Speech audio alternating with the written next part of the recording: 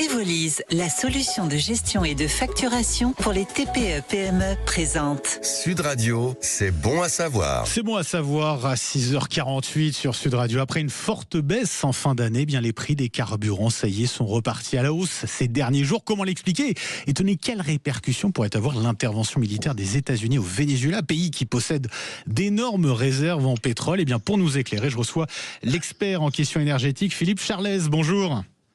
Bonjour. Et merci d'être avec nous ce matin sur Sud Radio. Alors je regardais les prix à la pompe ce matin. Là on est aujourd'hui à peu près à 1,67€ le litre pour le samplon 95, 1,63€ pour le gasoil. Ça reste des prix assez bas, mais ils ont un peu augmenté, Philippe Charlès, depuis le 1er janvier. Pour quelles raisons ? Comment ça s'explique cette légère hausse, ce petit rebond ? Alors peut-être d'abord expliquer brièvement à nos auditeurs pourquoi est-ce que les prix avaient fortement baissé au cours des dernières semaines et disons sur l'année. Donc en fait deux phénomènes à cette baisse. Le premier, c'est la baisse du prix du dollar qui était début 2025 à $80 et qui est passé aujourd'hui à $60. Et puis un deuxième effet très positif qui est le change euro-dollar qui est passé de 1,04 en début d'année 2025 à 1,18 dans cette période. Donc si on cumule les deux, ça fait en fait une baisse de près de 30%. Oui, et c'est un plus bas niveau depuis 3 ans, je crois. C'est un plus bas niveau depuis 3 ans, ouais. Absolument. Bien qu'il faille relativiser un petit peu, parce que ça reste quand même très hétérogène sur le territoire. On avait effectivement fin 2025 des prix qui avoisinait les 1,50 pour le SP95. Mais pour votre information, j'avais fait il y a une dizaine de jours mon plein à Paris et j'étais toujours à 1,80. Donc ça veut dire que certains ne le voient pas. Oui. Donc, forte baisse en fin d'année et là, léger rebond depuis le 1er janvier. Certains dénoncent une taxe supplémentaire, une forme de surtaxe qui a été imposée depuis le 1er janvier. C'est vraiment le cas ou pas ? C'est comme ça que vous le voyez ? Alors, non, c'est pas une taxe. Donc, il s'agit en fait donc clairement d'une augmentation qui est comprise entre 4 et 6 centimes. Donc, on revient à peu près à, vous l'avez dit, à 1,70 pour le SP95 et à 1,63, 1,64 pour le diesel. Alors non, c'est pas une taxe, c'est ce qu'on appelle les certificats d'économie d'énergie.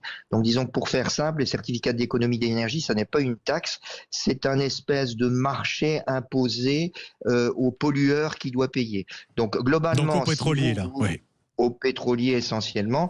Donc, si vous rénovez votre appartement ou votre maison et que vous faites du coup en conséquence des économies d'énergie, on vous donne un certificat d'énergie et le pétrolier est obligé de le racheter suivant une logique marché. Donc, ça n'est pas vraiment un impôt. Alors, ces certificats d'économie d'énergie existaient déjà depuis très longtemps et avaient déjà un impact d'une dizaine de centimes sur le prix des carburants. Mais le phénomène a été fortement renforcé au 1er janvier et ce qui fait une augmentation de 5 centimes environ. Si je vous suis bien, Philippe Charlès, ça veut dire que ce que je vais payer un petit peu plus à la pompe, c'est ce qui va permettre à certains d'effectuer des travaux de rénovation énergétique, de pouvoir bénéficier d'aides financières de l'État notamment, c'est ça ? C'est bien ça, donc c'est de l'argent qui, en théorie, bénéficie à la transition énergétique.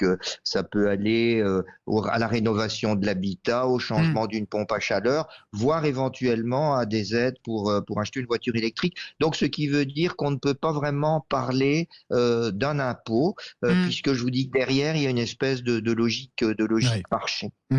Venons-en, Philippe Charlès, à cette intervention militaire des États-Unis au Venezuela avec l'exfiltration du président désormais déchu, Nicolas Maduro. Le Venezuela, alors c'est devenu 17e ou 18e producteur de pétrole, mais c'est une des plus importantes réserves de pétrole dans le monde. Ça pourrait avoir quel impact pour nous, Français, sur les prix à la pompe ? Alors oui, le Venezuela, donc c'est historiquement l'un des plus vieux pays pétroliers, hein, puisque le début de la production pétrolière, c'est 1922, donc c'est bien avant le Moyen-Orient, on le sait peu, et c'était un producteur majeur, produisant à la fin des années 90 environ 3,5 millions de barils jour, et aujourd'hui, compte tenu du délabrement des installations et de la fuite des cerveaux de ce pays, bon, pour des raisons qu'on devine mais qu'on ne va pas détailler, la production est tombée à 900 000 barils jour. Alors, donc les Américains veulent essayer de remonter cette production. Alors, ça ne se fera quand même pas Parce que les compagnies pétrolières américaines seront envoyées en l'occurrence au Venezuela, comme l'a indiqué Donald Trump. Oui, c'est ce que dit Trump, peut-être aussi d'autres compagnies étrangères. Il veut réouvrir le marché, on n'en sait trop rien. Mais disons que ça prendra quand même des mois, voire 1 à 2 ans pour remettre le niveau à flot. Alors ça veut dire que ça peut effectivement ramener du baril dans un marché qui est déjà relativement saturé, hein. C'est pour ça, comme je vous l'expliquais, que le baril avait baissé.